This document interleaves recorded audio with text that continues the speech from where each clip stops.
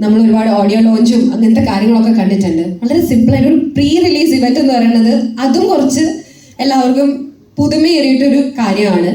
അതുപോലെ ഒരു survival thriller, അത് കേൾക്കുമ്പോഴും ഭയങ്കര ക്യൂരിയോസിറ്റിയാണ്. ഒരു ഡിഫറെൻറ്റ് ടെറൈനിൽ ഷൂട്ട് ചെയ്ത ഒരു ചിത്രം, അതും ഭയങ്കര ക്യൂരിയസ് ആണ്. അതുപോലെ റുബൽ ഖാലി എന്ന് പറയുന്ന ഒരു ഡെസേർട്ട്, അത് എല്ലാവർക്കും അറിയാവുന്നതായിരിക്കും, പ്രത്യേകിച്ചും പ്രവാസികൾക്ക് വളരെ പരിചിതമായിട്ടുള്ള ഒരു കാര്യമായിരിക്കും. നമ്മുടെ എന്താ പറയുക, ലോകത്തിലെ തന്നെ വളരെ ഡേഞ്ചറസ് ആയിട്ടുള്ള വലിയ ഡെസേർട്ടാണത്. അവിടെ ഷൂട്ട് ചെയ്യാന്ന് പറഞ്ഞാൽ ചെറിയ കാര്യമൊന്നുമല്ല, കുറച്ചധികം ബുദ്ധിമുട്ടിയിട്ടുണ്ടാവണം. ഇതിൻ്റെ ഒക്കെ ഉത്തരം ഇന്ന് ഇവിടെ നിന്ന് പോകുന്നതിന് മുന്നേ ഞങ്ങൾക്ക് എല്ലാവർക്കും വേണം. First of all thank you all. നമ്മുടെ ഈ ഒരു പ്രീ റിലീസ് ഇവൻറ്റ് രാസ്ത എന്നുള്ള എൻ്റെ പുതിയ സിനിമയുടെ ഇങ്ങനൊരു ഇവൻറ്റിലേക്ക് വന്ന എല്ലാവർക്കും എൻ്റെ ഹൃദയം നിറഞ്ഞ സ്വാഗതം പറയാം. അതോടൊപ്പം തന്നെ നന്ദി. ഒരു ഫിലിം മേക്കർ എന്നുള്ള രീതിയിൽ മാത്രമല്ല, ഇതൊരു കോർഡിനേറ്ററും ഈ ഒരു പ്രോജക്റ്റ് അതുപോലത്തെ ഒരു സ്ഥലത്ത് ഒരു ടെറൈനിൽ സാധ്യമാക്കുന്നതിന് വേണ്ടിയിട്ടുള്ള ഒരുപാട് എഫേർട്ട് ഇതിൽ പറയുന്നുണ്ട്. അപ്പം അതിന് എൻ്റെ കൂടെ പൂർണ്ണമായിട്ട് നിന്ന ഒരാളാണ് ലിനുവായി. അപ്പോൾ പുള്ളിക്ക് ഇതുവരെ സംസാരിക്കാനുള്ള സ്പേസ് ഒന്നും കിട്ടിയിട്ടില്ല കാര്യങ്ങൾ. അപ്പോൾ എന്തെങ്കിലും പറയണം, എനിക്ക് എല്ലാം ഞാൻ പറഞ്ഞു കഴിഞ്ഞിട്ട് പുള്ളിക്കൊന്നും പറയാനുണ്ടാവരുതെന്ന് വെച്ചിട്ടാണ്. പക്ഷേ ഇവിടെ ഓക്കെ. ഈ അലു എന്ന് പറയുന്നത് തന്നെ അബ്ദുൽ ലത്തീഫ് ഉപ്പളയാണ് എൻ്റെ പാർട്ട്ണർ. അപ്പോൾ ഞങ്ങൾ രണ്ടുപേരും കൂടെ തുടങ്ങിയൊരു സംരംഭമാണ് അലു എൻ്റർടൈൻമെൻറ്റ്സ്. അപ്പോൾ എല്ലാവരും സഹകരിക്കുക. സിനിമയുടെ കഥ ഈ സിനിമയിലേക്ക് എത്തുന്നത് കഴിഞ്ഞ 22 നവംബറിലാണ്.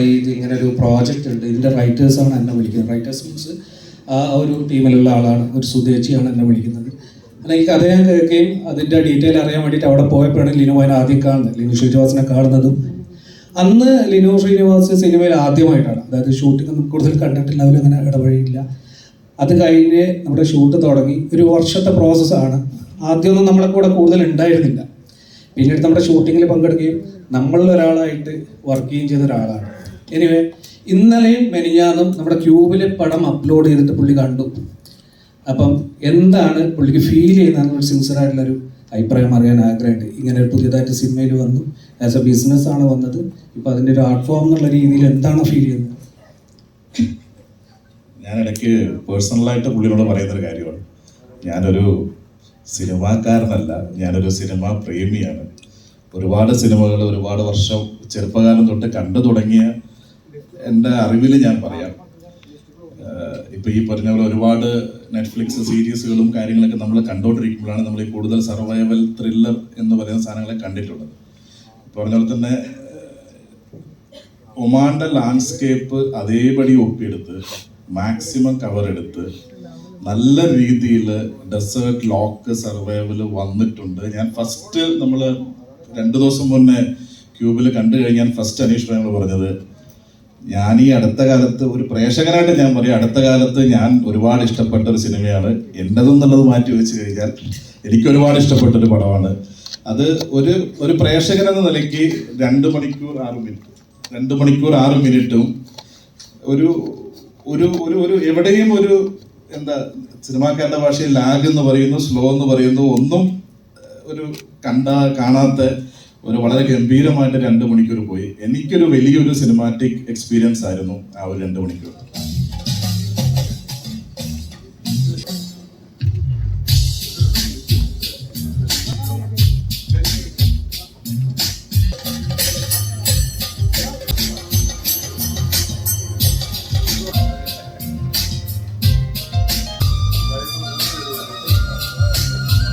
കാലം കൊണ്ടല്ലേ, പ്രായം കൊണ്ടല്ല. പ്രായം കൊണ്ടായാലും വിരോധമില്ല. എന്തായാലും വളരെ സന്തോഷമുണ്ട്. കാരണം രാസ്ത എന്ന ഫിലിമിൻ്റെ ഈ പ്രീ ലോഞ്ചിൻ്റെ പരിപാടിയിൽ പങ്കെടുക്കാൻ സാധിക്കുന്നത് വളരെയധികം സന്തോഷമുണ്ട്. അതിന് നമ്മുടെ പ്രൊഡ്യൂസർ ലിനുവിനോടും അതുപോലെ അനീഷിനോടും എല്ലാവരോടും എൻ്റെ ഹൃദയംഗമായ സന്തോഷവും നന്ദിയൊക്കെ അറിയിക്കുകയാണ്. ശരിക്കും പറഞ്ഞാൽ വളരെ വ്യത്യസ്തമായ അനുഭവം തന്നെയായിരുന്നു ഈ രാസ്ത എന്ന് പറയുന്ന പടത്തിൻ്റെ ഷൂട്ടിംഗ്. കാരണം നമുക്കറിയാം, വിദേശത്ത് ഒരുപാട് പടങ്ങൾ ഷൂട്ട് ചെയ്തിട്ടുണ്ട്.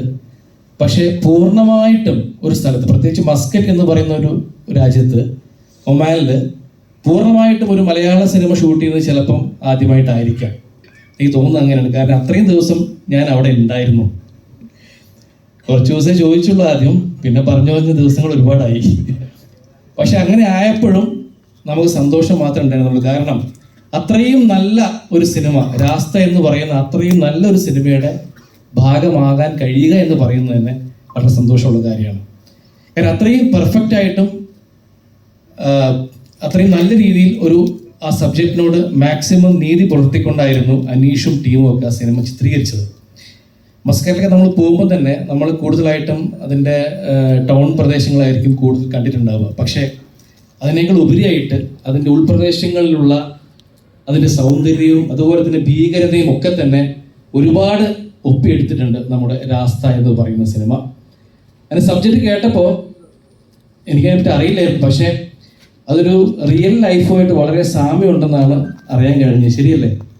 ശരിയാണ് അല്ലേ? ഒരു റിയൽ ലൈഫ് അല്ല, പല ആൾക്കാരുടെ ജീവിതകഥയായിരുന്നു. അല്ല, ഈ നമ്മുടെ പ്രത്യേക ഇൻസിഡൻസ് തന്നെ ഒരു റിയൽ സംഭവത്തിനെ ബേസ് ചെയ്തിട്ട് ഉണ്ടായതാണെന്നാണ് ഞാൻ മനസ്സിലാക്കിയത്. പക്ഷെ അതുപോലെയല്ല, സിനിമാറ്റിക് അതിൻ്റെതായ വ്യത്യാസങ്ങൾ ഉണ്ടാവാം, അല്ലേ? പക്ഷെ ആ ഒരു സംഭവം കേൾക്കുമ്പോൾ തന്നെ നമ്മുടെ മനസ്സിൽ വല്ലാത്തൊരു ഭീതിയും കാര്യങ്ങളൊക്കെയാണ്. കാരണം നമ്മളൊരു അന്യനാട്ടിൽ പോയിട്ട് നമുക്കുണ്ടാവുന്ന ഒരു തരം വല്ലാത്തൊരു അവസ്ഥയിൽ നിന്ന് എങ്ങനെ നമ്മൾ രക്ഷപ്പെടും എന്നുള്ളതാണ്, രക്ഷപ്പെടുമോ എന്ന് സംശയം തന്നെയാണ്. അതാണ് നമ്മുടെ രാസ്ത എന്ന് പറയുന്ന സിനിമ പറയുന്നത്. പിന്നെ രാസ്ത എന്ന് പറയുന്നത് ഒരു ഹിന്ദി വാക്കാണ്, അല്ലേ? പക്ഷെ ഇപ്പൊ പറഞ്ഞു ഏകദേശം ഒരു മലയാള വാക്കായിട്ട് മാറിയിട്ടുണ്ട്. അത് ആവുന്നൊരു വാക്കായിട്ട് മാറി. എനിക്ക് വളരെ സന്തോഷമുണ്ട്. കാരണം ഒരുപാട് വലിയ സിനിമകൾ ഒരുപാട് ദിവസങ്ങളൊക്കെ എടുത്തിട്ട് പല രാജ്യങ്ങളിലൊക്കെ പോയി ഷൂട്ട് ചെയ്ത് ഒരുപാട് വലിയ ബജറ്റുകളുമായിട്ട് വരുന്ന പല സിനിമകളും നന്നാവുന്നില്ല ഞാൻ പറയുന്നില്ല, നന്നാവാറുണ്ട്. പക്ഷേ എങ്കിലും ഇത് നമ്മളെ ഒരു ചുരുങ്ങിയ സമയത്ത് ഒരു എന്താ പറയുക, പരിമിതമായ ചെലവിൽ നിന്നുകൊണ്ടിട്ട് ഗംഭീരമായിട്ട് ഒരു സിനിമ നിർമ്മിച്ചെടുക്കുക എന്ന് പറയുന്നത് അത്ര എളുപ്പമുള്ള കാര്യമല്ല. അതിന് നിർമ്മാതാവ് ലിനുവിനും അതുപോലെ തന്നെ അനീഷിനും ഞാൻ ഒരു പ്രത്യേക കയ്യടി ഈ സമയത്ത് തരികയാണ്. കാരണം നേരിട്ട് കണ്ട് അനുഭവിച്ചാണ് അവിടുത്തെ ലൊക്കേഷൻസ്. കാരണം ഇത്രയും വലിയൊരു സിനിമയിൽ എല്ലാം പെർഫെക്റ്റ് ആയിട്ട് കൊണ്ടുവരിക എന്ന് പറയുന്നത് എളുപ്പമുള്ള കാര്യമല്ല. അതൊക്കെ വളരെ ഗംഭീരമായിട്ട് ലിനുവും അതുപോലെ അനീഷും അതുപോലെ ഫുൾ ടീം, അവർ മാത്രമല്ല നമ്മുടെ മസ്കറ്റിലുള്ള ഒരുപാട് വേറെയും നമ്മുടെ പിന്നിൽ വർക്ക് ചെയ്ത ഒരുപാട് ആൾക്കാരുണ്ട്. അതുപോലെ തന്നെ ഒമാനിലുള്ള ഒരുപാട് ആർട്ടിസ്റ്റുകൾ, ഗംഭീരമായിട്ടുള്ള നടീനടന്മാർ ഒമാനിൽ നിന്നും നമ്മൾ നേരിട്ട് കണ്ടു, ഒരുമിച്ച് അഭിനയിക്കാൻ സാധിച്ചു. അത്രയും ഗംഭീരമായ ആക്ടേഴ്സും അവിടെയുണ്ട്, നമുക്ക് ഈ ഒരു യാത്രയിൽ തന്നെ മനസ്സിലായി. അപ്പോൾ വളരെ നല്ല അനുഭവമായിരുന്നു, വളരെ സന്തോഷം. അപ്പോൾ അത്രയും നല്ല സിനിമയിൽ ഒരു നല്ലൊരു കഥാപാത്രം, എൻ്റെ കഥാപാത്രം എന്ന് പറയുന്നത് അങ്ങനെ വർഷങ്ങളായിട്ട് ഒമാനിൽ ജീവിക്കുന്ന ഒരു മലയാളിയാണ്. അപ്പം അവിടുത്തുകാരനായി മാറിയെന്ന് തന്നെ പറയാം. കാരണം എല്ലാവരുമായിട്ടും നല്ല ബന്ധമാണ്, ഒമാൻ ഭാഷ സംസാരിക്കുന്ന ആളാണ്. അപ്പോൾ അയാൾക്ക് ചെയ്യാവുന്ന ഒരു തരം ഹെൽപ്പ് ഇവിടുന്ന് വന്ന ഒരു കൂട്ടർ ചെയ്യുന്ന ഹെൽപ്പൊക്കെയാണ് എൻ്റെ കഥാപാത്രം ചെയ്യുന്നത്. ഒരു ശക്തമായ കഥാപാത്രം തന്നെയാണ്, വളരെ സന്തോഷം. അപ്പോൾ വളരെ ഡിഫറെൻ്റ് ആയിട്ടുള്ള സിനിമയാണ്. കാരണം നമുക്ക് ഒരുപാട് സിനിമകൾ കാണുന്നുണ്ട്, എല്ലാം വ്യത്യസ്തമാണ്. പക്ഷേ ഇത് നമ്മുടെ പശ്ചാത്തലം കൊണ്ടും കഥ പറയുന്ന രീതിയും കഥയും ഒക്കെ തന്നെ ഒരുപാട് വ്യത്യസ്തമാണ്. അത് നമ്മുടെ മലയാളി പ്രേക്ഷകർക്ക് തീർച്ചയായിട്ടും ഒരു പുതിയ അനുഭവമായിരിക്കും. അപ്പോൾ രാസ്തയ്ക്ക് എൻ്റെ എല്ലാവിധ ആശംസകളും. അതോടൊപ്പം തന്നെ ജനുവരി 5 റിലീസാവുന്ന നമ്മുടെ സിനിമ രാസ്ത എല്ലാവരും കണ്ട് സ്നേഹിച്ച് പ്രോത്സാഹിപ്പിക്കണം എന്ന് വിനീതമായി അഭ്യർത്ഥിക്കുന്നു. Thank you very much. സുധീഷേട്ടന് എന്തോ അലർജി ഒക്കെ വന്നു അവിടെ ഷൂട്ട് ചെയ്തോണ്ടിരുന്നപ്പോ എന്നൊക്കെ അറിഞ്ഞു, ബുദ്ധിമുട്ടിയാണ് ഇത് ചെയ്തെന്നൊക്കെ അറിഞ്ഞായിരുന്നു. ഞാനത് പറയുമോ? അല്ല, ഞാൻ പറഞ്ഞു, അതായത് എൻ്റെ വിചാരം നമ്മൾ ഗൾഫ് എന്നൊക്കെ പറയുമ്പോൾ നമ്മൾ ടൗൺ മാത്രമേ കാണുന്നുള്ളൂ. നമ്മുടെ ഉൾപ്രദേശങ്ങളിൽ പോകുമ്പോഴാണ് ഇതിൻ്റെ ഒരു കാര്യങ്ങൾ അറിയുന്നത്. അപ്പോൾ കോസ്റ്റ്യൂംസ് ഒക്കെ പറഞ്ഞു കഴിഞ്ഞാൽ അങ്ങനെ ഒരു പ്രത്യേക കോസ്റ്റ്യൂമറൊന്നും ഉണ്ടായിരുന്നില്ല, ഒരു ടീം വർക്ക് പോലെയാണ് ചെയ്തിരുന്നത്. അപ്പോൾ നമ്മൾ കൂടാരൊക്കെ സെറ്റ് ചെയ്ത് അവിടെ നമ്മൾ കോസ്റ്റ്യൂംസ് കുറേ അവിടെ വെക്കുന്നു. അപ്പോൾ നമ്മൾ സമയം പറയുമ്പോൾ നമ്മൾ റെഡി ആയിട്ട് കോസ്റ്റ്യൂം എടുത്തിടുന്നു. അപ്പോൾ അതിനകത്ത് എന്താ പ്രാണിയോ ഉറുമ്പോ എന്താണെന്നുള്ളത് നമ്മൾ നോക്കുന്നില്ല. അപ്പോൾ അങ്ങനെ സംഭവിച്ച ഒരു കാരണമാവാനാണ് സാധ്യത. ഒരു എനർജിയൊക്കെ വന്നിട്ട് മൊത്തം കഴുത്ത് മൊത്തം പ്രശ്നമായിരുന്നു. ഞാൻ വിചാരിച്ചു ഭയങ്കര പ്രശ്നമായി മൊത്തം. കാരണം പലരും പറയുന്നത് കേട്ടിട്ടുണ്ട്, എന്തൊക്കെയോ വിഷജന്തുക്കൾ ഉണ്ട് എന്നൊക്കെ പറയുന്നത് കേട്ടിട്ടുണ്ട്. അപ്പോൾ അത് നമ്മൾ പ്രത്യേക അല്ലെങ്കിൽ പ്രോപ്പർ ട്രീറ്റ്മെന്റ് ചെയ്തിട്ടില്ലെങ്കിൽ ചിലപ്പോൾ അത് പോയ്സൺ ആവുന്നൊക്കെ പറയുന്നത് കേട്ടിട്ടുണ്ടായിരുന്നു. അപ്പൊ ചെറിയൊരു ടെൻഷൻ ആയിരുന്നു ആ സമയങ്ങളിലൊക്കെ. ഇപ്പോഴല്ല, അപ്പൊ തന്നെ സെറ്റായി, കുഴപ്പമില്ല. ചേട്ടന് കൂടുതൽ കോമ്പറ്റീഷൻ ഉള്ളത് ഇർഷാദൊക്കെ ആയിട്ട് അല്ലേ? അതെ, ചേട്ടന് ഇവിടെ നിർത്തിക്കൊണ്ട് തന്നെ ഇർഷാദിക്കേനെയും കൂടി ഒരു എക്സ്പീരിയൻസ് ഷെയർ ചെയ്യാനായിട്ട് ഞാൻ ക്ഷണിക്കുന്നു. എന്റെ കഴുത്തിൽ എന്തായിരുന്നു നമുക്ക് കഥകളൊക്കെ അറിയില്ലല്ലോ അവിടെ അല്ലേ? എന്തായിരുന്നു അത്? കഴുത്തിലോ? കഴുത്തിൽ പാമ്പ് ശിവനായിരുന്നല്ലോ ഞാൻ.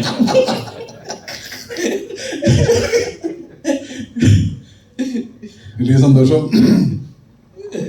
ഇല്ല, ഞാൻ പറയില്ല, ഞാനത് പറയില്ല, നീ മേടിക്കണ്ട. അല്ല പറയാം, ഇർഷാദ് മെനഞ്ഞുണ്ടാക്കിയ കള്ളക്കഥ തീർച്ചയായിട്ടും പറയുന്നത് എനിക്ക് സന്തോഷം മാത്രമേ ഉള്ളൂ. പറയണം. എന്താ സത്യം അതല്ലല്ലോ, പിന്നെന്താ പറയുന്നത്? കുഴപ്പം ഒത്തിരി നെഗറ്റീവായിട്ടുള്ളൊരു കഥയാണ്. ലിപ്സ്റ്റിക് അലർജി ആയിരുന്നു എന്നാണ് ഞങ്ങൾ അറിഞ്ഞത്.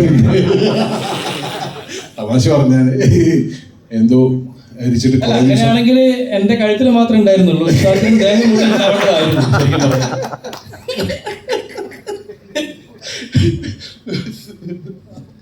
അപ്പൊ ഇതാണ് ഞങ്ങളുടെ തമ്മിലുള്ള എക്സ്പീരിയൻസ്, മനസ്സിലായില്ലേ? ഇത് എന്താ കൊടുക്കലും അങ്ങനെ തൊട്ടടുത്ത റൂമിലായിരുന്നു താമസം. നാളത്തെ തമ്മിൽ എന്തായാലും വരും. സുധീഷിനെ കുറിച്ച് ഇർഷാദ് പറയുന്ന കേട്ടാ ഞെട്ടും. എന്റെ കൂടെ എന്തിനാണോ പറയിപ്പിച്ച് ഞാൻ പറയാതെ വന്നതല്ലേ. എന്തായാലും ഒരുപാട് സന്തോഷം അല്ലേ? തീർച്ചയായിട്ടും.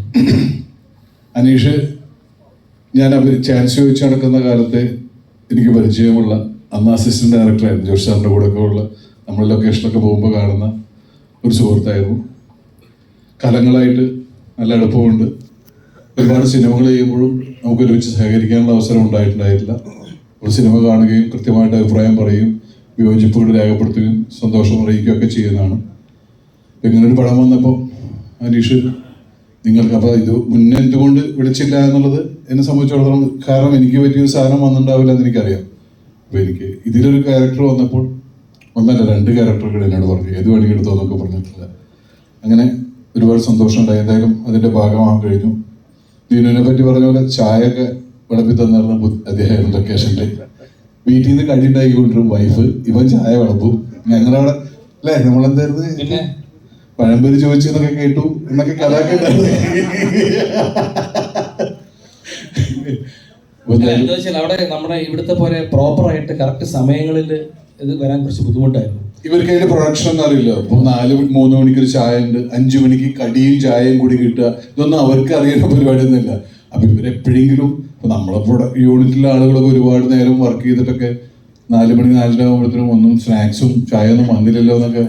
അപ്പൊ അവർക്ക് വേണ്ടിയാണ് ഇർഷാദ് പറഞ്ഞതെന്ന് വരുത്തി തീർത്തുകൊണ്ട് പുള്ളിക്ക് വേണ്ടിയാണ് സംഭവം പറഞ്ഞത്. അത് വേറെ കാര്യം. അവസാനം ലൊക്കേഷനിൽ പഴംപൊരി ചോദിച്ചത് കേട്ടു എന്നൊക്കെ പറഞ്ഞിട്ടുള്ള തമാശയായിരുന്നു. അത്രയും ഇഷ്ടപ്പെട്ടവളാണ്. കാരണം നമ്മൾ ഈ സിനിമയിൽ കുറച്ച് ട്രെയിലർ ഷോട്ട്സ് കണ്ടു, പക്ഷെ അതിനേക്കാൾ ഉപരിയായിട്ട് അനുഭവിച്ചതാണ്. അതാ പറയാൻ കാര്യം. കാരണം വളരെ സൗകര്യത്തോട് പോയിട്ട്, എന്താ പറയുക, നമ്മൾ കാരവനിൽ പോയി ഇരിക്കുക, സൗകര്യമുള്ള സമയത്ത് പോയിട്ട് വന്ന് അഭിനയിക്കുക, ആ രീതിയിലായിരുന്നില്ല. മൊത്തത്തിൽ ആ ഒരു ഡ്രൈനെസ്സും ഒക്കെ തന്നെ അനുഭവിച്ചുകൊണ്ട് തന്നെ അഭിനയിച്ചതാണ്. ഞാനല്ല കൂടുതലായിട്ടും, ഇതിൽ കൂടുതലും സർജാനോ ഖാലിദും നമ്മുടെ നായികയും അനീഷും അവരൊക്കെയാണ് കൂടുതലായിട്ടും അത് അനുഭവിച്ചത്. അത് തീർച്ചയായും ഞാനിപ്പോ ഇവിടെ വന്നപ്പോ ദിനേശേട്ടനെ കണ്ടു, PRO ദിനേശേട്ടൻ ഈ സിനിമ കണ്ടിട്ടുണ്ട്. പുള്ളി പറയാം, ആ മരുഭൂമിയിൽ അനുഭവിച്ചത് കണ്ടാൽ തന്നെ ഈ സിനിമ എല്ലാവരും കാണണം എന്ന് തോന്നും, അത്രമേൽ അവര് എഫേർട്ട് എടുത്തിട്ടുണ്ട് ആ സാധനത്തില് എന്ന് പറയുന്നത്.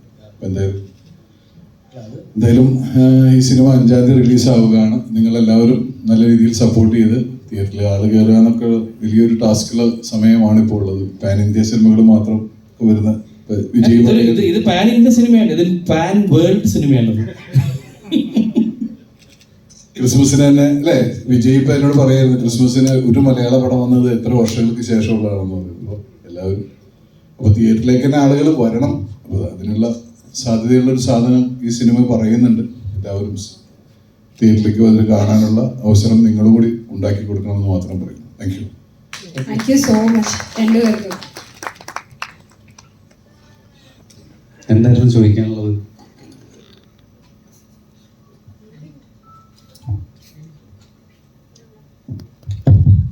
എങ്ങനെ ഉണ്ടായിരുന്നു എക്സ്പീരിയൻസ്?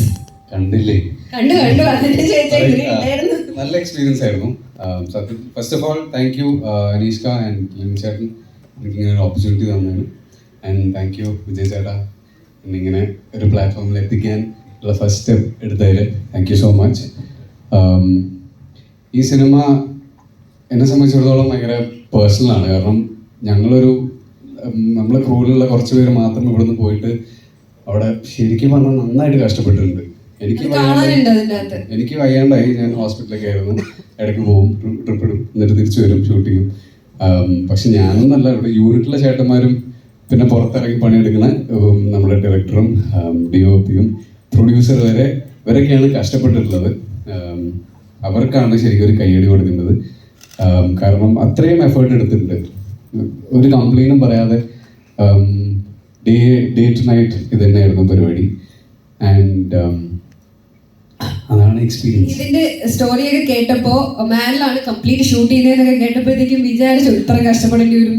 ഇല്ല, നമ്മൾ ഇത്ര ഒന്നും വിചാരിക്കില്ലല്ലോ, ഇതറിയായിരുന്നെങ്കിൽ ആദ്യം പോകില്ലായിരുന്നു. പക്ഷെ ആക്ച്വലി അത് കൂടാതെ എനിക്ക് പറയാനുള്ളത്, ലിമിൻ ചേട്ടൻ്റെ നേരത്തെ അനീഷ്ക പറഞ്ഞ പോലെ ലിമിൻ ചേട്ടൻ മോർ ദാൻ എ പ്രൊഡ്യൂസർ ഒരു ബ്രദർലി ഫീലാണ്. നമുക്ക് എന്താ പോയി പറയാം, സംസാരിക്കാം, ആ ഒരു സ്പേസ് നമുക്ക് തന്നിട്ടുണ്ട്. ഓൾസോ പറഞ്ഞ പോലെ പുയിവാരി എറിയലായിരുന്നു എല്ലാവരുടെയും കൂടെ. അങ്ങനെയൊക്കെ ഒരു പ്രൊഡ്യൂസറിനെ കാണാൻ കുറച്ച് ബുദ്ധിമുട്ടാണ്. അപ്പോൾ താങ്ക് യു.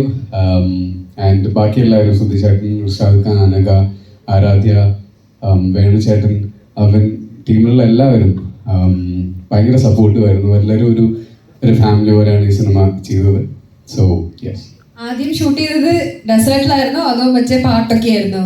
ആദ്യം പാട്ടൊക്കെ ആയിരുന്നു, ഡെസേർട്ടിൽ അവസാനം എത്തിയത്. പാട്ടൊക്കെ ഷൂട്ട് ചെയ്തപ്പോൾ വിചാരിച്ചല്ലേ നല്ല സുഖമായിട്ട് പാട്ടൊക്കെ ആയിട്ട് നല്ല ഹാപ്പി ആയിട്ട് ആ ഒരു ഫ്ലോയിലൊക്കെ പോകുന്നു വിചാരിച്ചു, പക്ഷെ ഒട്ടും അങ്ങനെ ആയിരുന്നില്ല. അപ്പൊ അതെ, നമ്മുടെ നായികനെ കൂടി നായകനെ നിർത്തി ഞാൻ ഇങ്ങനെ വിളിക്കാണ് അനഘ.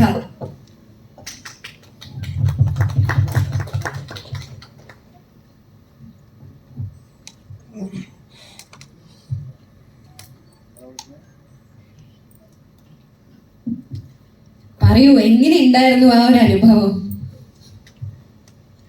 ആദ്യം ഈ ഇവന്റിന് വന്ന എല്ലാവർക്കും നന്ദി. അതെനിക്കും പറയാൻ കേട്ടോ, ആദ്യം പറയാൻ വിട്ടുപോയി. താങ്ക് യു സോ മച്ച് എല്ലാവരും ഇവിടെ എത്തിയതിൽ. ഇങ്ങനൊരു ചെറിയൊരു ഫംഗ്ഷനിൽ നിങ്ങളെല്ലാവരും വന്നതിൽ താങ്ക്സ് അലോട്ട്. സോറി, ബാക്കി പറഞ്ഞു.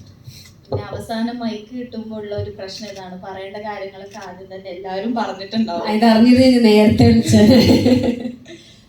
ഈ മേക്കിംഗ് വീഡിയോയിലൊക്കെ കണ്ടില്ലേ, അപ്പോൾ ഞാനും ആദ്യം ഈ സ്റ്റോറി കേട്ടപ്പോൾ ഒമാനിലാണ് ഷൂട്ട് ചെയ്യുന്നത്, സർവൈവൽ പരിപാടിയാണ്, ഇതെന്തായാലും ഒന്ന് അറിയണം എന്നുള്ളൊരു ക്യൂരിയോസിറ്റിയിലാണ് ഈ പ്രോജക്റ്റ് ഞാൻ എടുത്തത്.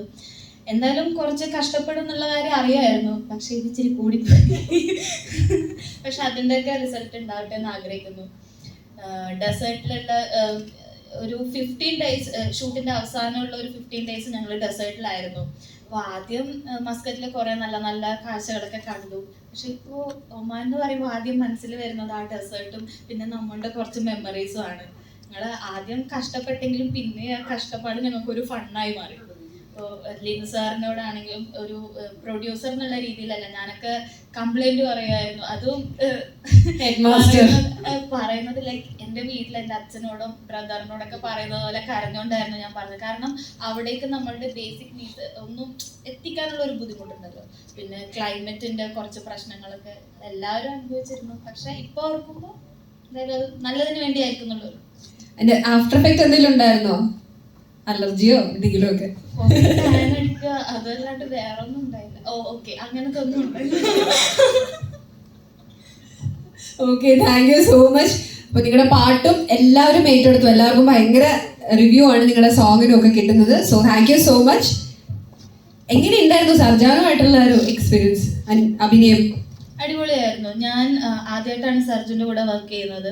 അപ്പം അതിനു മുമ്പ് വന്ന പ്രോജക്ട്സിലൊക്കെ എനിക്ക് സർജുൻ്റെ പേരൊക്കെ വരുമായിരുന്നു. പക്ഷെ അവനും കുറേ റിജക്റ്റ് ചെയ്തിട്ടുണ്ട്, ഞാനും റിജക്റ്റ് ചെയ്തിട്ടുണ്ട്. അപ്പോൾ ഫൈനലി ഞങ്ങൾ ഒരുമിച്ച് ഈ രാസ്ത എന്നുള്ള സിനിമയിൽ വർക്ക് ചെയ്തു. ഒരുപാട് സന്തോഷം. താങ്ക് യു സോ മച്ച് രണ്ടുപേർക്കും. Thank you. ചെയ്യൂ സക്രിയുടെ ഗർഭിണികൾ അങ്ങനെയൊക്കെയുള്ള പരിപാടികൾ അല്ല, അതിൽ ഒരു വേഷം അഭിനയിക്കണം എന്ന് പറഞ്ഞു. ഞാൻ പറഞ്ഞാൽ ഇങ്ങനെയാണ്, ഡെസേർട്ടാണ്, അതാണ് പറയാൻ ചെയ്യാം, നമുക്ക് നോക്കാം, വിസയൊക്കെ ഉള്ളത്. അപ്പം എനിക്ക് ഗോൾഡൻ വിസ ഉണ്ട്, എപ്പോഴെങ്കിലും വിളിച്ചാൽ മതി വരാം. ഇത് കഴിഞ്ഞിട്ട് എന്നെ കൊണ്ടുവന്ന് എൻ്റെ മേക്കിംഗ് വീഡിയോസും കാര്യങ്ങളും ഒക്കെ കാണിച്ചു. അപ്പം എനിക്ക് മനസ്സിലായ കാര്യം എന്താണ് എന്നെ വിളിക്കാൻ. കാരണം അനീഷിനെ ഇൻട്രൊഡ്യൂസ് ചെയ്ത ആളാണല്ലോ. അപ്പം അനീഷ് എപ്പോഴും പറയും എനിക്ക് ഏറ്റവും കടപ്പാടും സ്നേഹവും ഒക്കെ സാറിനോടാണ്, അത് എന്നും നിലനിൽക്കണം എന്ന ആഗ്രഹമുണ്ട്. ഇങ്ങനെ ഒരു പടത്തിൽ കൊണ്ടുവന്ന് എന്നെ അഭിനയിച്ചിട്ടില്ല. ഇപ്പം ഋഷാദ് ഭായി ഒക്കെ പറഞ്ഞ പോലെ എന്നെ അവിടെ കൊണ്ട് അഭിനയിപ്പിച്ചിരുന്നെങ്കിൽ അനീഷിന്റെ കാലുകയും തല്ലി ഒടിച്ച്, അല്ലെങ്കിൽ ഞാൻ തന്നെ ഏതെങ്കിലും ബിൽഡിങ്ങിന്റെ മേളിൽ നിന്ന് വീണ് കാലൊടിഞ്ഞ് ആക്ട് ചെയ്തിട്ട് ഞാനിങ്ങനെ വന്നേനെ, ഈ പടം നടക്കത്തില്ലായിരുന്നു. അപ്പം മേ ബി ആ സ്നേഹബന്ധം നിലനിർത്താൻ വേണ്ടിയിട്ടായിരിക്കണം എന്നെ ഈ പടത്തിൽ വിളിക്കാനത്. ബിക്കോസ് അത്രമാത്രം ഈ സിനിമയിൽ അഭിനയിച്ചിരിക്കുന്നവരും അതിന്റെ ടെക്നീഷ്യന്മാരും അനുഭവിച്ചു എന്ന് ഞാൻ അതിന്റെ വീഡിയോയിലൂടെ കണ്ടതാണ്. വളരെ ബുദ്ധിമുട്ടി ചെയ്തിരിക്കുന്ന വ്യത്യസ്തമായ ഒരു സിനിമയാണ്. അനീഷ് എന്നും വ്യത്യസ്തമായ സിനിമകൾ ഇഷ്ടപ്പെടുന്ന ഒരു അനീഷ് കൊണ്ടുവരുന്ന കോൺസെപ്റ്റുകളെല്ലാം എന്തെങ്കിലും ഒരു ഹുക്ക് പോയിന്റ് അതിനകത്ത് ഉണ്ടാവും. അങ്ങനെ അനീഷ് എല്ലാ 3-4 ആഴ്ച കൂടുമ്പോഴും ഒരു തോട്ട്, സാർ ഇങ്ങനെ ഒരു തോട്ട് കിട്ടി, ഇതെങ്ങനെയുണ്ട്, വളരെ നല്ല തോട്ടാണ്. അപ്പൊ അതില് ഇത് കാണുമ്പോൾ ലൈക്ക് സുധീഷ് ഭായി ഇവിടെ പറഞ്ഞ പോലെ ഇതൊരു കൊച്ചു സിനിമയല്ല, ഇതൊരു പാൻ ഇന്ത്യൻ തോട്ടാണ്. ബിക്കോസ് ഞാൻ പേഴ്സണലി ദുബായ് ഡെസേർട്സ് കണ്ടിട്ടില്ലാത്ത മലയാളികൾ കുറവായിരിക്കും. ഞാൻ ഇതുപോലെ ഒരു ഡെസേർട്ടിൽ സ്റ്റക്കായി പോയിട്ടുണ്ട് whole night. Very bad experience ആയിരുന്നു. ഒരു ഇന്റർവ്യൂവിന് പോയിട്ട് അവിടെ സ്റ്റക്കായി. ഞങ്ങളൊരു ചെറിയ ക്രൂ പാമ്പൊക്കെ ഇറങ്ങുന്ന സ്ഥലമാണ്. അപ്പോൾ അവിടെ വളരെ ഡേഞ്ചറസ് ആയിട്ടുള്ള ഒരു അനുഭവം എനിക്കും ഉണ്ടായിട്ടുണ്ട്. അതിനെക്കുറിച്ച് പറയാനാണെങ്കിൽ ഒരുപാടുണ്ട്, അതുകൊണ്ട് ഇപ്പം നീട്ടുന്നില്ല. പിന്നെ ലിനു, ഗ്രേറ്റ് എഫേർട്ട് ലിനു. ഭാഗ്യമുള്ള ഡയറക്ടറാണ്, ആദ്യമായിട്ട് പ്രൊഡ്യൂസ് ചെയ്യുന്ന സിനിമയാണ്. എനിക്ക് സക്രയുടെ ഗർഭിണികളും മങ്കിപ്പനും 1 വർഷമാണ് ഇറങ്ങിയത്. എനിക്ക് തോന്നുന്നു ഷിബു 9 സ്റ്റേറ്റ് അവാർഡാണ് അല്ലേ നമുക്ക് കിട്ടിയത്. അപ്പോൾ അതിൽ 4-5 സ്റ്റേറ്റ് അവാർഡ് കിട്ടുകയും ഒരുപാട് അപ്രീസിയേഷൻ കിട്ടുകയും ബോക്സ് ഓഫീസിൽ വിജയിക്കുകയും ചെയ്ത സിനിമയാണ് സക്രയുടെ ഗർഭിണികൾ. അപ്പം അത് അങ്ങനെ ഒരു ഉണ്ടാവട്ടെ. ഏറ്റവും നല്ല കഥയ്ക്ക് അനീഷിന് സ്റ്റേറ്റ് അവാർഡ് കിട്ടിയ സിനിമയാണ്. സനൂഷയ്ക്ക് ബെസ്റ്റ് സപ്പോർട്ടിംഗ് ആക്ട്രസ്, ലാലേട്ടന് ബെസ്റ്റ് ആക്ടർ. അപ്പം അങ്ങനെയൊക്കെയുള്ള ഒരുപാട് അവാർഡുകളും ബോക്സ് ഓഫീസ് വിജയവും ആവട്ടെ ഈ സിനിമ. അത് കൂടാണ്ട് രാസ്ത എന്ന് പറയുന്ന ഈ സിനിമയുടെ പ്രത്യേകത 2024 മലയാള സിനിമയ്ക്ക് തുടക്കം കുറിക്കുന്ന സിനിമയാണ്. ആദ്യമായിട്ട് റിലീസ് ചെയ്യുന്ന സിനിമ എന്ന ഒരു പ്രത്യേകതയും കൊണ്ട്. അപ്പൊ അതുകൊണ്ട് രാസ്തയ്ക്കും മലയാള സിനിമയോട് ഒരു രാസ്ത കാണിച്ചു കൊടുക്കാനുണ്ട്. നല്ല നല്ല സിനിമകള്, കണ്ടന്റ് സിനിമകള്. മലയാള സിനിമ എന്നും അറിയപ്പെട്ടിരുന്നത് കൊച്ചു നല്ല കണ്ടന്റ് കഥകളുള്ള സിനിമകൾക്കാണ്. ഇപ്പോൾ ഒരുപാട് ബിഗ് ബഡ്ജറ്റ് സിനിമകൾ ഉണ്ടാകുന്നുണ്ടെങ്കിലും അങ്ങനെ ഒരു കാലം തിരിച്ചു വരാനുള്ള ഈ രാസ്ത തുറന്നു കൊടുക്കട്ടെ 2020. എന്നെ മാളിപ്പുറം ടീമിനെ സന്തോഷമാണ്. ഞങ്ങളുടെ പടം ഇറങ്ങിയിട്ട് 1 വർഷം തികയുന്ന ദിവസമാണ്. അതിനൊക്കെ വലിയ സന്തോഷം. ഈ പടത്തിന്റെ ക്യാമറാമാൻ വിഷ്ണുവേട്ടൻ മാളിപ്പുറത്തിന്റെ ക്യാമറാമാനാണ്. അപ്പൊ അദ്ദേഹം മരുഭൂമിയിലെ പാമ്പിനെ ഒന്നും കണ്ട് പേടിക്കുന്ന ആളല്ല. കാരണം മാളികപ്പുറത്തിന് ആനയും പുലിയും കണ്ടിട്ട് ഓടാത്ത ഒരാളുടെ ക്യാമറ മാത്രമാണ്. കാരണം ക്യാമറ എത്ര രൂപ റെന്റാന്നുള്ളതും അതിന്റെ വില എത്ര എന്നുള്ളതും കൃത്യമായി അറിയുന്നത് അദ്ദേഹം മാത്രം ഓടിയില്ല സിനിമയില്. അപ്പൊ അങ്ങനെയുള്ള ഒരു ഭയങ്കര സന്തോഷമുള്ള ദിവസം ഇങ്ങനെ ഒരു ട്രെയിലർ കണ്ടപ്പോൾ സത്യത്തിൽ വിഷ്ണുവേട്ട ഭയങ്കര ഹാപ്പിയായി. കാരണം അപ്പം പറഞ്ഞ അഭിലാഷം ഞാനും ഒമാനിലുണ്ട്, മരുഭൂമി ഷൂട്ട് ചെയ്തുകൊണ്ടിരിക്കുക, ഇതിനിടയിൽ നിന്നെ വിടത്തില്ല എന്ന് പറഞ്ഞു. അപ്പം ഞാൻ അന്ന് സത്യം പറഞ്ഞാൽ മനസ്സുകൊണ്ട് അനീഷിനെ പോലെ തെറിയൊക്കെ പറഞ്ഞിട്ടുണ്ട്. പക്ഷെ ഇപ്പം ഞാൻ അതിനൊക്കെ സോറി പറയുകയാണ്. കാരണം ഇത്രയും വലിയ റിസൾട്ടിന് വേണ്ടിയുള്ള ഹാർഡ് വർക്കാണ് എനിക്ക് അറിയില്ലായിരുന്നു. അപ്പം വലിയ സന്തോഷമുണ്ട്. ഒരു സിനിമയുടെ ട്രെയിലർ കാണുമ്പോൾ ഏകദേശം നമുക്ക് മനസ്സിലാവും ഒരു സിനിമ എങ്ങനെ ഇരിക്കും, അല്ലെങ്കിൽ ഒരു സിനിമയുടെ ഔട്ട് എന്തായിരിക്കും എന്നുള്ളത്. തീർച്ചയായും ഞാൻ പറയുന്നു, ആദ്യത്തെ ദിവസം ആദ്യത്തെ ഷോ കാണാൻ എനിക്ക് തോന്നുന്നൊരു ട്രെയിലറാണിത്. ഉറപ്പായിട്ടും ആദ്യത്തെ ദിവസം സമയം കിട്ടിയാൽ ആദ്യത്തെ ഷോ തന്നെ ഞാൻ ഈ പടം വന്ന് കാണുകയും ചെയ്യും. പിന്നെ എന്നെ സംബന്ധിച്ച് ഒമാൻ എന്ന് പറയുന്നത് എനിക്ക് വളരെ എൻ്റെ ലൈഫായിട്ട് വളരെ അടുത്തിരിക്കുന്ന ഒരു സ്ഥലമാണ്. കാരണം എൻ്റെ ഭാര്യയുടെ അച്ഛനും അമ്മയും സെറ്റിൽ ചെയ്തിരിക്കുന്ന ഒമാനിലാണ്. ഇതേപോലെ ഒരു സർവൈവൽ ത്രില്ലർ എഴുതാനുള്ള ഒരു കഥ പ്രൊമോഷൻ്റെ സമയത്ത് ഒമാനിൽ പോയപ്പോഴും എനിക്കും വിഷ്ണുവിന് സംഭവിച്ചിട്ടുണ്ട്. ഏകദേശം ഒമാൻ ജയിലൊക്കെ കാണുന്ന ഒരു അവസ്ഥ ഞങ്ങൾക്ക് ഫീൽ ചെയ്തു. ഒരു രാത്രി മുഴുവൻ ഞങ്ങൾ ഒമാനിലെ റോഡിലൂടെ എങ്ങോട്ടാണെന്ന് പോകുന്ന അറിയാതെ കറങ്ങി നടന്നിട്ടുണ്ട്. ആ കഥ സിനിമയാക്കണമെന്ന് ഞാനും വിഷ്ണു പലപ്പോഴും ചർച്ച ചെയ്യാറുണ്ട്. അപ്പോൾ സർവൈവൽ ത്രില്ലേഴ്സ് ഒരുപാട് ഇഷ്ടപ്പെടുന്ന ഒരു റൈറ്ററാണ് ഞാൻ. അപ്പം അത് എഴുതാൻ ആഗ്രഹിക്കുന്ന റൈറ്ററാണ് ഞാൻ. അപ്പം തീർച്ചയായിട്ടും ഈ സിനിമ കണ്ട ട്രെയിലർ കണ്ടപ്പം മലയാള സിനിമയിൽ ഇങ്ങനത്തെ വലിയ ഹിറ്റുകൾ ഉണ്ടാവട്ടെ.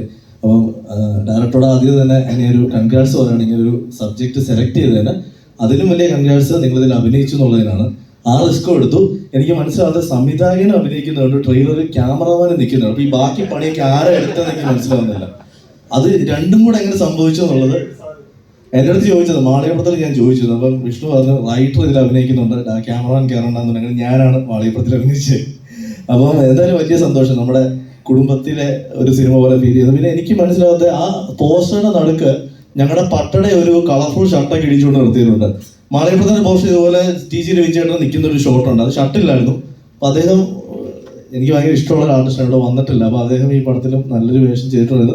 പിന്നെ സുധീഷ് ചേട്ടനെ നിങ്ങളോട് ഞാൻ തുറന്നു പറയാം, അടുത്ത പടത്തിലേക്ക് നായികയുടെ അച്ഛൻ്റെ കഥാപാത്രം ഞാൻ ആലോചിച്ചിരുന്നു. കഴിഞ്ഞ തവണ നിങ്ങളെ കണ്ട നിങ്ങളുടെ ലുക്ക് വെച്ച് ഞാൻ ആലോചിച്ചു. പക്ഷെ ഉറപ്പായിട്ട് കഥാപാത്രം ഞാൻ തരില്ല. കാരണം ഇത് വെച്ചുകൊടുക്കാൻ എങ്ങനെ അത് തരാനായിട്ടാണ്. അപ്പോൾ നിങ്ങൾ എങ്ങനെ ഓരോ തവണ കാണുമ്പോഴും ഈ ചെറുപ്പമാവുന്നെന്ന് മനസ്സിലാവുന്നില്ല. കാരണം കഴിഞ്ഞ തവണ ഞാൻ കണ്ടപ്പോൾ ഈ വലിയൊരു വീതുള്ളി കിതാബൊക്കെ വെച്ചിട്ട് ഫുൾ നരച്ച് കണ്ണൂര് നമ്മൾ ഒരുമിച്ച് കണ്ണൂർ പോകുന്ന സമയത്ത്. അപ്പം അന്ന് ഞാൻ മനസ്സിൽ ആലോചിച്ചു ആ നായികയുടെ കഥാപാത്രം ഇപ്പം ഞാൻ മാറ്റി മറ്റൊരു കഥാപാത്രം ആലോചിക്കാം. പിന്നെ ഇതിൽ അഭിനയിച്ച ഓരോരുത്തരോടും സർജാനോ ഭയങ്കര ഇഷ്ടമുള്ള ഒരു ആർട്ടിസ്റ്റാണ്. ജൂണ് തൊട്ട് ചെയ്ത എല്ലാ പടം ഞാൻ പറഞ്ഞു നമ്മൾ ലൊക്കേഷനിൽ വെച്ച് ഒരാളെ മീറ്റ് ചെയ്തിട്ടുണ്ട്. എനിക്ക് ഓർമ്മയില്ല, പക്ഷെ ഞാൻ സിനിമ ചെയ്തിട്ടില്ല ഉണ്ട്. പിന്നെ അനഘ എല്ലാവർക്കും ഓൾ ദി ബെസ്റ്റ്. പിന്നെ എൻ്റെ ഒരു ഫ്രണ്ട് ഇതിൽ അഭിനയിച്ചിട്ടുണ്ട്, ആരാധ്യ, പുള്ളിക്കാരി വന്നിട്ടില്ല എന്ന് തോന്നുന്നു. അപ്പം ആരാധ്യക്കും ഓൾ ദി ബെസ്റ്റ്. പിന്നെ അഭിനയിച്ച ഓരോരുത്തർക്കും ഇർഷാദൊക്കെ മറന്നല്ല കണ്ടു. അപ്പോൾ ഇർഷാദൊക്കെ അടക്കം ഇതിൽ അഭിനയിച്ച എല്ലാവർക്കും ഓൾ ദി ബെസ്റ്റ്. പിന്നെ അതുപോലെ തന്നെ മ്യൂസിക് ഡയറക്ടർ അദ്ദേഹത്തിന് ഓൾ ദി ബെസ്റ്റ്. നല്ല പാട്ടായിരുന്നു കേട്ടോ, മനോഹരമായ പാട്ടുകൾ. അപ്പോൾ സന്തോഷമുണ്ട്. ഞാനും വിഷ്ണു ഞങ്ങളുടെ അടുത്ത പടം അനൗൺസ് ചെയ്തുകൊണ്ട് ഉടനെ തുടങ്ങാൻ പോകാന്നുള്ള ഒരു അനൗൺസ്മെന്റ് ഇന്ന് വൈകിട്ട് ചെയ്തിട്ടാണ് ഞങ്ങൾ ഇങ്ങോട്ട് വന്നത്. എല്ലാം കൊണ്ടും ഞങ്ങളൊരു സ്പെഷ്യൽ ഡേ ആണ്. പ്രൊഡ്യൂസറുടെ മുഖത്തെ ചിരി എനിക്ക് മനസ്സിലാവുന്നുണ്ട്. വലിയ സന്തോഷത്തോടെ നിൽക്കുകയാണ്. പടം നന്നായി എന്നെനിക്ക് മനസ്സിലാക്കണം. ആ ചിരി കണ്ടാൽ അറിയാം. പല പ്രൊഡ്യൂസർമാരും ലോഞ്ചിന് സ്റ്റേജിൽ നിൽക്കുമ്പോൾ അവരുടെ മുഖം കണ്ടാൽ അറിയാം പടം എങ്ങനെ ഉണ്ടായിരിക്കുമെന്ന്. എന്തായാലും അഭിമാനിക്കാം ഒമാനിൽ പോയി ഇങ്ങനെ ഒരു പടമൊക്കെ ഷൂട്ട് ചെയ്തതിന്. അപ്പോൾ ഞങ്ങളിവിടെ ഇൻവൈറ്റ് ചെയ്ത എല്ലാവർക്കും thank you very much. Thank you so much.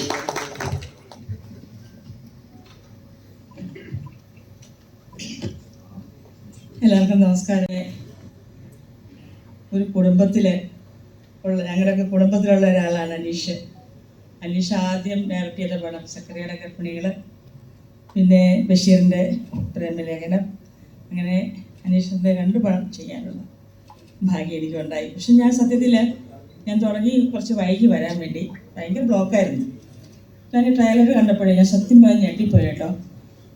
എത്ര മനോഹരമായിട്ട് ക്യാമറ, അയ്യോ ഞാൻ എനിക്ക് അങ്ങോട്ട് ഇറങ്ങിപ്പോകുന്ന കണ്ടപ്പോഴേ എനിക്കെന്ത് കെട്ടിപ്പിടിക്കണമെന്നുണ്ടായിരുന്നു. സത്യം പറഞ്ഞാലേ ഇത്ര എന്ത് ഇതെടുത്തിട്ടാണ് ഷൂട്ട് ചെയ്തിരിക്കുന്നത്. എല്ലാവരും അതിനകത്ത് ഒരുപാട് കഷ്ടപ്പെട്ടിട്ടുണ്ട്. ആശ, അനീഷ്, ഞാൻ അനീഷിനോട് എപ്പോഴും ചോദിക്കാറുണ്ട്, അനീഷ് ഇച്ചിരി നേരത്തെ അനീഷിനെ അഭിനയിക്കാമായിരുന്നെന്ന്. എന്തിനാ ഇത്രയും കാലം വൈകിയെന്ന് അനീഷിനോട്. അനീഷ് ഇപ്പോഴാണ് അഭിനയിക്കാൻ ശക്തമായിട്ട് ഇപ്പോൾ നല്ല റോളുമായിട്ട് ഇപ്പോൾ ചെയ്യുന്നത്. ഇച്ചിരി നേരത്തേക്ക് അഭിനയിക്കാമെന്നല്ലേ അനീഷിന്. നന്നായിട്ടുണ്ട്, നല്ല മൊഞ്ചനായിട്ടുണ്ട്. 2 ഹീറോ ആയ പോലെ എനിക്ക് തോന്നി ഇതിനകത്ത്. ആണോ? 2 ഹീറോ ഉണ്ടോ? 5 പേരുണ്ട്. അതിലൊരാളാണല്ലേ? അയ്യോ കലക്കി കേട്ടോ. എനിക്ക് ഒരുപാട് ഇഷ്ടപ്പെട്ടു ഇതിനകത്ത് കണ്ടപ്പോൾ. പാട്ടും ഇഷ്ടതെ സുഖായിട്ടിരിക്കല്ലേ? സുധീഷ്, ഒരുപാട് നാളെ നമ്മൾ കണ്ടിട്ടില്ല. ഇങ്ങനെയൊക്കെ നമ്മളൊരു ഫംഗ്ഷൻ ഇങ്ങനെയൊക്കെ വരുമ്പോഴല്ലേ എല്ലാവരും ഒന്ന് കാണാൻ പറ്റുക. എന്തായാലും മറ്റേ സിതാര സാറിൻ്റെ മോനെ ഞാനിവിടെ വെച്ച് കണ്ടു. ഒത്തിരി സന്തോഷം. പാട്ടൊക്കെ നന്നായിരിക്കുന്നു, എല്ലാം നല്ല പാട്ടുകൾ. എന്തായാലും ഈ പടം ജനുവരി 5-ന് റിലീസാവുകയാണ്. പടം സൂപ്പർ ഹിറ്റ് ആവട്ടെ. കാരണം മറ്റേ നമ്മുടെ വിജയ് ബാബു സാർ പറഞ്ഞ പോലെ നമ്മൾ ന്യൂ ഇയർ പ്രമാണിച്ച് ആദ്യം ഇറങ്ങുന്ന പടമാണോ? നമ്മുടെ ആണോ? നമ്മുടെ ലാസ്റ്റ് ആണോ? വേറെ സിനിമകൾ ഉണ്ടാവാം. എനിക്ക് തോന്നുന്നു release first, second, third, fourth ഒന്നും പടങ്ങളില്ലാന്ന് തോന്നുന്നു. ഇല്ലെന്നല്ലേ? എന്തായാലും ഈ പടം സൂപ്പർ ഹിറ്റായിട്ട് മാറട്ടെ. നന്നായിട്ട് എന്താ പറയുക, എല്ലാവരും പോയി തിയേറ്ററിൽ പോയി ഇങ്ങനെയുള്ള പടങ്ങളൊക്കെ വിജയിപ്പിക്കണം. ചെറിയ പടങ്ങളൊക്കെ 1-2 ആഴ്ച അല്ലെങ്കിൽ ഒരാഴ്ച കഴിഞ്ഞൊക്കെ തിയേറ്ററിൽ നിന്ന് പോകുക എന്ന് പറയുന്നത് വളരെ കഷ്ടകരമായ കാര്യമാണ്. 2 ആഴ്ച 3 ആഴ്ചയെങ്കിലും ഈ പടം ഓടി പോലീസിൻ്റെ കാശൊക്കെ തിരിച്ചു കിട്ടട്ടെ.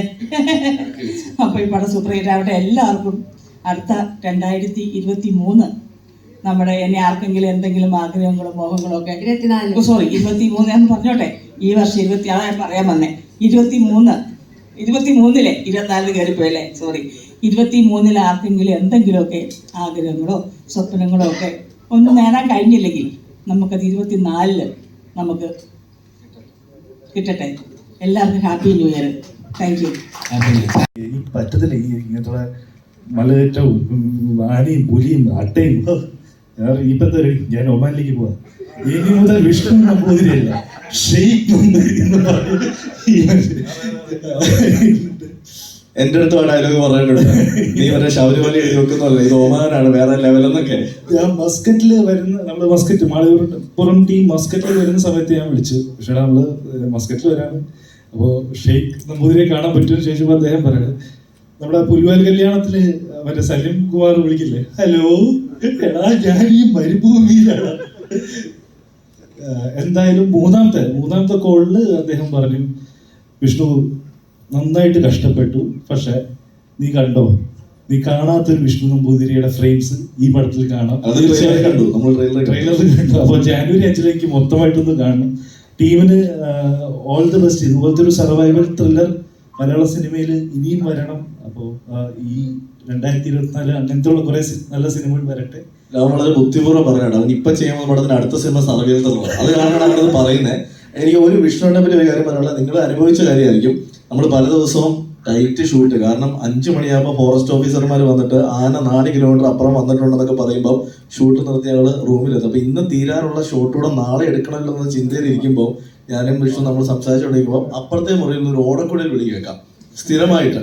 ആദ്യ ദിവസങ്ങളൊക്കെ ഞാൻ എഴുതിയ പത്തനംതിട്ടയിലെ ആ ഹോട്ടലിൽ എന്തോ കാര്യമായ പ്രശ്നമുണ്ട്. കാരണം അവിടുത്തെ താഴെയുള്ള റിസപ്ഷനുള്ളത് പറഞ്ഞ് ഇങ്ങനെ ഒരു സൗണ്ട് ഇവിടെ കേൾക്കില്ല എന്ന് പറയുന്നു. എന്റെ തൊട്ടിപ്പുറത്തെ റൂമിൽ നിന്ന് രാത്രി 11 മണിക്കും 12 മണിക്കും ഒക്കെ അലൈപ്പായുധ പോലത്തെ ക്ലാസിക്കൽ മ്യൂസിക് കേൾക്കുമ്പോൾ ഒരു ദിവസം ഇറങ്ങി വരാന്തയിലൂടെ പോയി നോക്കുമ്പോൾ ഈ മനുഷ്യൻ ഇത്രയും ടെൻഷൻ അടിച്ച് ഞങ്ങൾ നിൽക്കുമ്പോൾ രാത്രി 11 മുതൽ 1 മണി വരെ ഓടക്കുഴലും വായിച്ചുകൊണ്ടിരിക്കും. ഈ മേക്കിംഗ് വീഡിയോയിൽ ഞാൻ കണ്ടത് അദ്ദേഹം സെറ്റിൽ ഇരുന്ന് ഓടക്കുഴൽ വായിക്കുന്നത്. ഇത്രയും ചൂടും ഇത് മണലെടുത്ത് എറിയുന്നല്ലേ, ആ സമയത്തൊക്കെ അവിടെ നിന്ന് ഇങ്ങനെ അത് വായിച്ചോ മനസ്സിലാവുന്നില്ല. എന്തായാലും വലിയ കഴിവുള്ള ഒരു കലാകാരനാണ്. ഭാവിയിൽ ഒരു വലിയ എന്താ പറയുക നടനുമായി മാറട്ടെ എന്ന് ഞാൻ പ്രാർത്ഥിക്കുന്നു കേട്ടോ. ഡയറക്ടറോടും